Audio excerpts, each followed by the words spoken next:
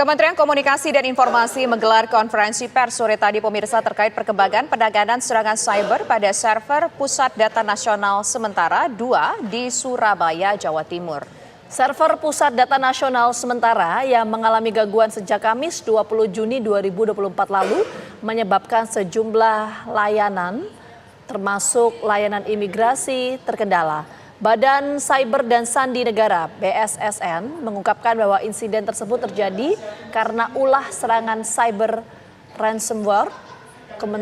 Kementerian Komunikasi dan Informatika atau Kominfo menyebut 5 layanan publik sudah pulih usai Pusat Data Nasional diserang ransomware. Assalamualaikum warahmatullahi wabarakatuh. Perkenalkan, nama saya Koirumi Sanur Ajija dari kelas 2024C dengan akhiran NIM 113.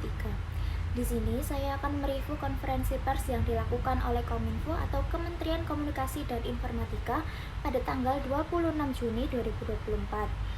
Acara ini dipimpin oleh Dirjen Informasi dan Komunikasi Publik Pak Usman Kastong dengan fokusnya adalah menginformasikan upaya pemulihan layanan publik yang terdampak serangan ransomware terhadap Pusat Data Nasional Sementara.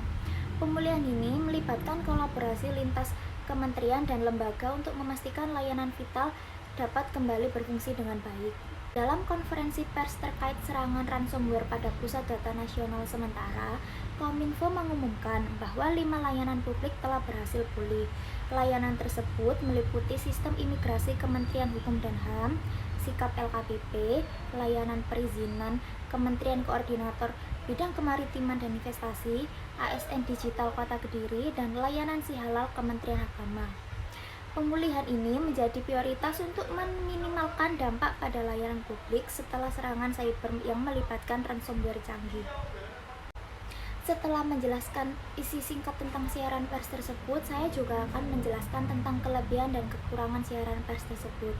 Yang pertama, kelebihan konferensi pers ini adalah memberikan informasi yang transparan mengenai pemulihan 5 layanan vital pasca serangan ransomware, yang menunjukkan adanya sikap tanggung jawab mereka, serta menunjukkan prioritas pemerintah terhadap kebutuhan masyarakat.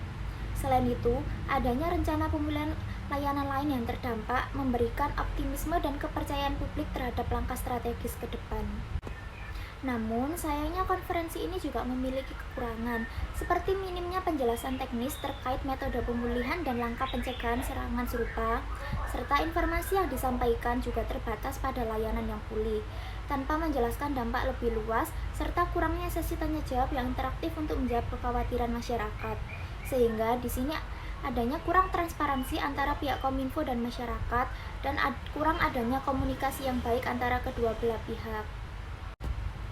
Setelah itu, solusi yang dapat saya tawarkan yaitu untuk mengatasi kekurangan konferensi pers tersebut adalah Kominfo dapat menyediakan penjelasan teknis yang lebih rinci mengenai metode pemulihan dan langkah-langkah pencegahan serangan ransomware itu di masa depan. Selain itu, penting untuk memberikan informasi tentang dampak keseluruhan serangan, termasuk layanan lain yang masih terdampak.